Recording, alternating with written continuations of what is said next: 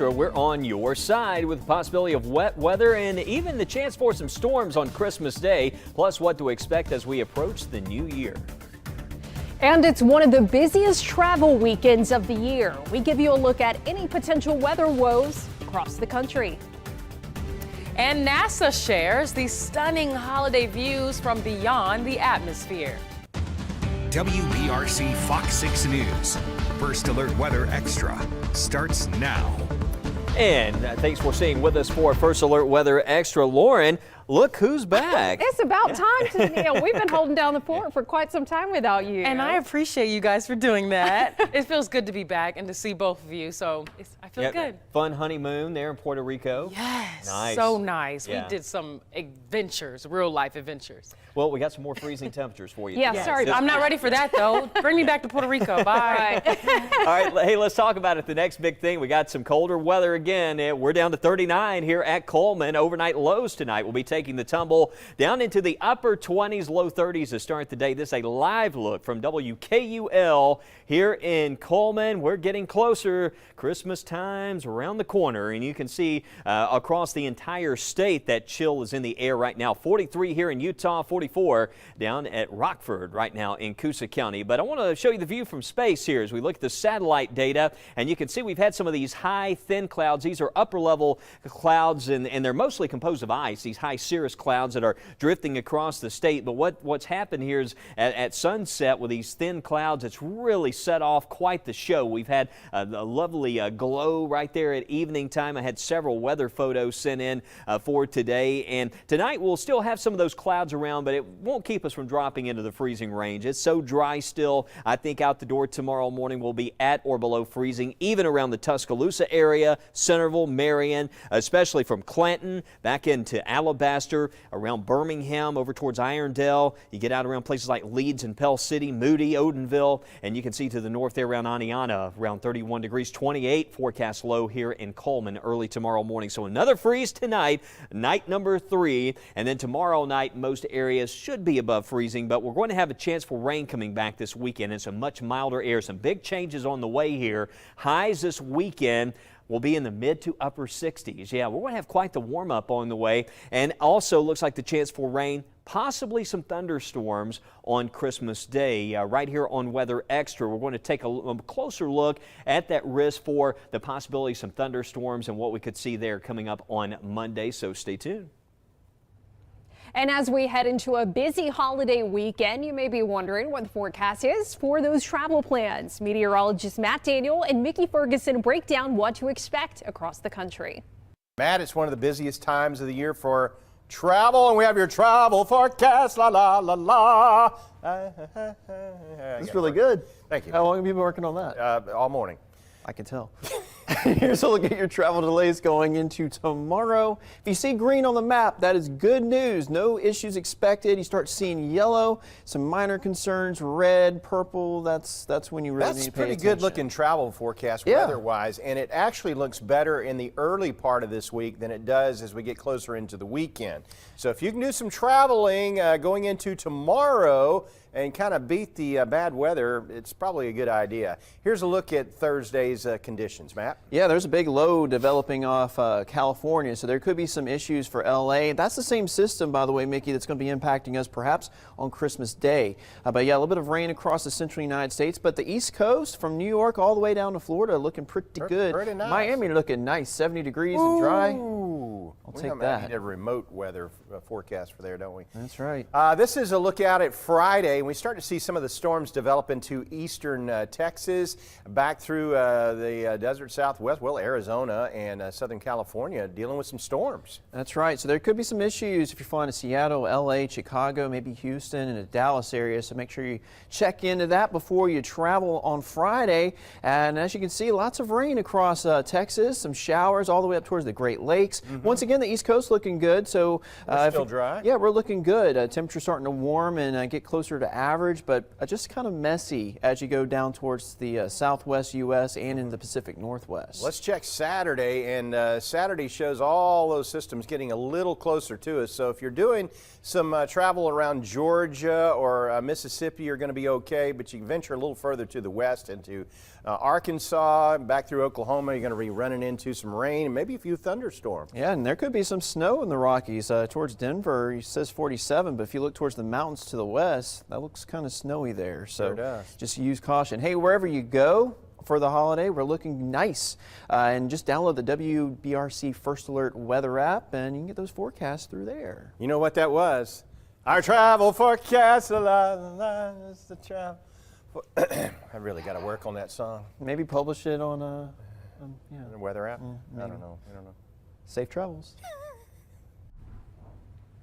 I would be lying if I said I hadn't done that same jingle before. Thanks, Matt and Mickey. Well, here on Weather Extra, you know we always like to put that extra emphasis on what's going on, not just here in our neck of the woods, but across the world. In northwest China, a massive relief operation is underway after a powerful earthquake struck on Monday, killing at least 130 people. The 6.2 magnitude earthquake struck the Gansu province around midnight on Monday, causing nearly 15,000 homes to collapse and left more than 900 people injured.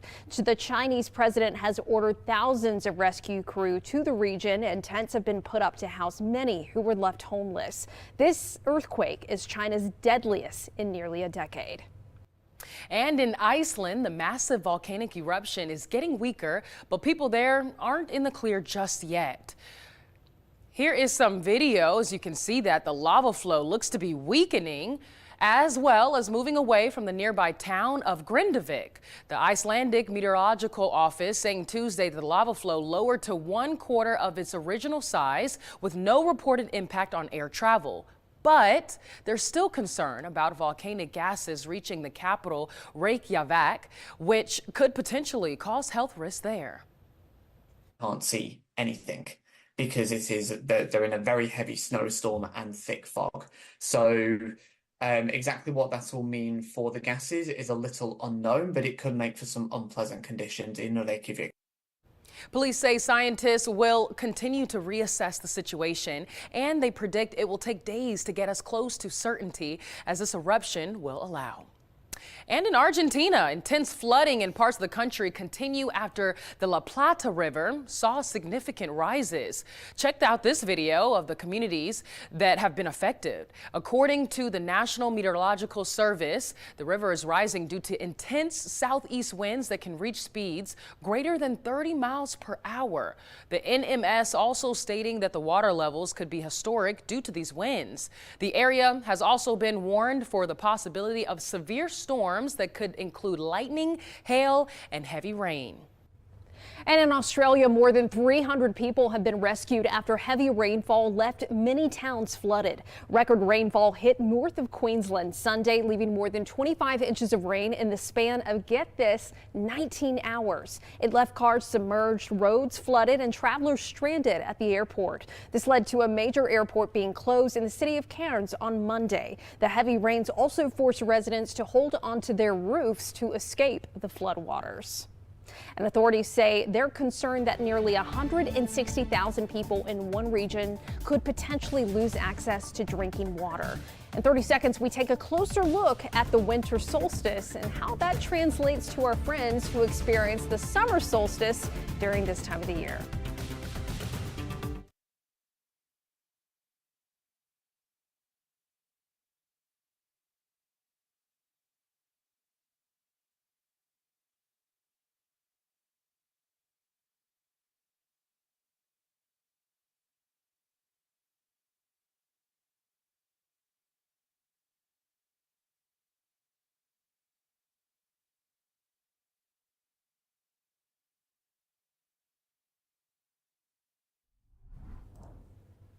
Welcome back into First Alert Weather Extra. Chief Meteorologist Wes Wyatt out the door tomorrow morning. Freezing temperatures across the area. You can see places like Anniston down to 29, 28 in Coleman. So here we go, a third night in a row for some of us with temperatures down into the 20s. Yeah, we haven't seen a stretch like that in a while, and it looks like, though, over the next couple of days we'll see those temperatures rebound. Watching for that next chance of rain coming back this weekend. I'll be back with the full forecast, plus we'll take you beyond the 7-day forecast.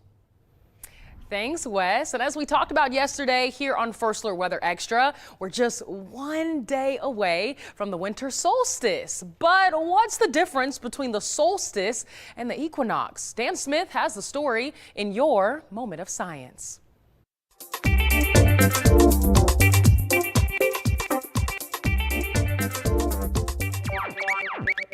We're losing daylight and heating a few minutes at a time in our corner of the world, only to start gaining that first part right back just before Christmas. Welcome to the winter solstice. Many cultures have marked midwinter and midsummer over the centuries, with Stonehenge being a good 5,000-year-old example. Axial tilt is the reason we have seasons, with Earth's poles tilting toward and away from the sun in its annual cycle. The geographic North Pole ends up at just about a 23.5-degree angle away from the sun during December solstice, providing the shortest day of the year for us in the Northern Hemisphere, with a little over 9 hours of daylight in the Midwest. Eventually, we improve to a good 15 hours and change in those hot summer days. Chances are you've heard of the tropics of Cancer and Capricorn. Well, those are just the limit lines at which the sun can be directly overhead during those maximum tilts for summer and winter, respectively.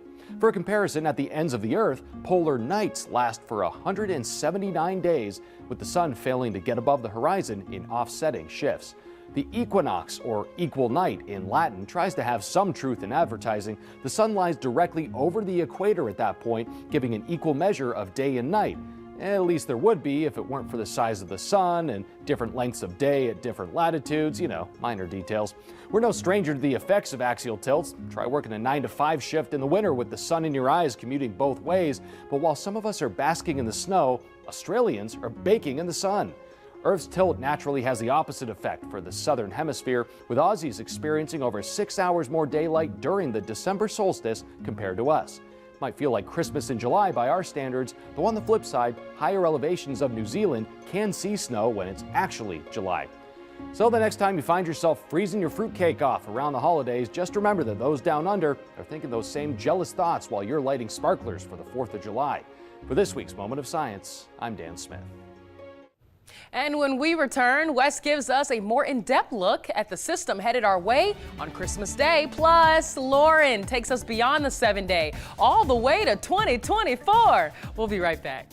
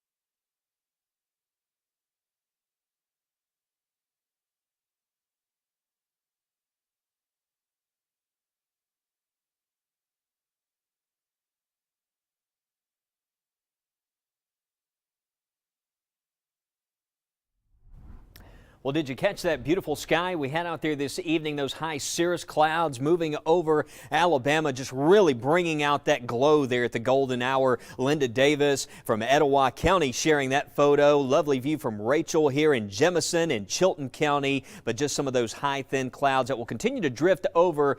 These are the upper part of the atmosphere, the type of clouds, and that's going to be moving through tonight, and it really won't have a major impact on temperatures. We're still going to be cold out there. We'll have those lows tonight dropping into the freezing range tomorrow morning, 20s in outlying areas. But the rest of our Thursday, much like today, just some of those thin clouds, and you can see the afternoon temperatures there rising into the 50s for the afternoon. Parts of West Alabama, we might get close to 60 degrees. The wind tomorrow out of the east-southeast at 4 to 8 miles per hour. That wind direction shifting around. Early in the week we had the north wind. Now it's more out of the south direction, and that's going to continue through the rest of the week. So the next big thing here, we're getting an extra look here on First Alert Weather Extra, that next system that's going to generate rain, possibly some storms on Christmas. We're going to see, right now we're already seeing quite a bit of rain and a potent storm digging in across the southwestern U.S., but this is some of that energy that's going to eject out across the central portion of the country, and the flow pattern ahead of that's going to shift around to the west-southwest, and that's going to start bringing more clouds and more moisture into the area. That's why right now you can see how that flow pattern out of the west, while we're getting some of these high clouds that are already starting to drift in across the state, but we'll see thicker cloud cover and that chance for rain coming back as we get into the day there on Sunday. But here's a look at Saturday. Still dry conditions, you see, but the rain starts to lift in from the southwest on Christmas Eve. There's 5 p.m. And yesterday the data was suggesting we might get a couple of showers earlier in the day. Wouldn't surprise me if we had a couple sprinkles, especially back to the southwest, but it looks like the greatest rain chance, the period of rain, is going to be late Sunday night and throughout the day on Christmas, at least through lunchtime on Christmas Day. You can see that rain moving through here. This is showing 7 o'clock there on Monday, and during this time there could be a few storms, and I think the models are struggling a little bit on what could happen around the middle of the week, and I've just seen this a lot of times. You get some of this trailing upper level energy, a trailing disturbance that moves through, so it wouldn't shock me at all if on Tuesday we still had some clouds around through a good portion of the day and maybe a couple leftover showers. You see the model starting to pick up on that actually there into the day on Tuesday. So we're talking now about the possibility of maybe some rumbles of thunder on Monday. You can see the instability parameters here. It's on the very, very low end of the chart, but there's some indicators that we could have enough instability to where we might get a rumble of thunder and some locally heavier downpours in a few spots there as that system moves through on Monday. But based on what I'm seeing right now, the instability still very limited. We're not seeing a major risk for organized severe weather at this point. It just looks mostly like a lot of rain on Christmas Day, and notice we have bumped that rain chance up to 80%. And then again, I mentioned the leftover clouds, maybe a lingering shower into Tuesday as temperatures stay close to seasonal there as we go into the mid portion of next week. But as we go beyond that 7-day forecast, it looks like towards the middle of the week, I put on there, Lauren, it looked like we might have an isolated shower to the north, maybe around the middle of next week. But of course, we're going to be watching the rest of the year now on our First Alert weather calendar. Yeah, Wes, those rain chances are kind of up in the air as we wrap up 2023 and head into 2024. Unfortunately, the one that we are pretty certain about is Christmas. There's going to be some rain around on Christmas Day. The question is, what would be the instability in the atmosphere to support more robust thunderstorms, or would it just be some run-of-the-mill rain and thunder? So we're keeping a close eye on Christmas Day. Of course, we have that possibility of a few showers by late Christmas Eve night. Most of the day will be dry, though, and then Wes talked about maybe by the middle of next week some showers. Doesn't look overly promising at this time, though. But as we look into the new year, 2024, check it out. Tuesday and Wednesday, that's January 2nd and January 3rd, possibly watching a system that could be bringing a rain chance to parts of the southeast. And of course, this time of the year, we always have to watch, would it be warm enough for there to be severe weather, or would it be cold enough for there to be snow? Well, Not really seeing either signals either way for that just yet, but let's look at that 8 to 14 day temperature outlook. And this is indeed taking us into the new year, showcasing, hey, maybe along the Gulf Coast into the southeast, we could see below average temperatures. So we talked about that possibility of temperatures running warmer as we head towards Christmas. You can see low 60s the day after Christmas and into that Wednesday. But notice as we head towards the new year, this is looking at December 26th through January 4th, we begin to see those high temperatures dip a little bit, running possibly below average. So possibly some colder air to wrap up 2023 and take us into the new year. And you can really see that reflected here in the low temperatures. Once we get past the extended Christmas weekend and head into New Year's weekend, we see that possibility of some colder than average temperatures that may warrant a first alert for another freeze threat. So we'll keep an eye on things.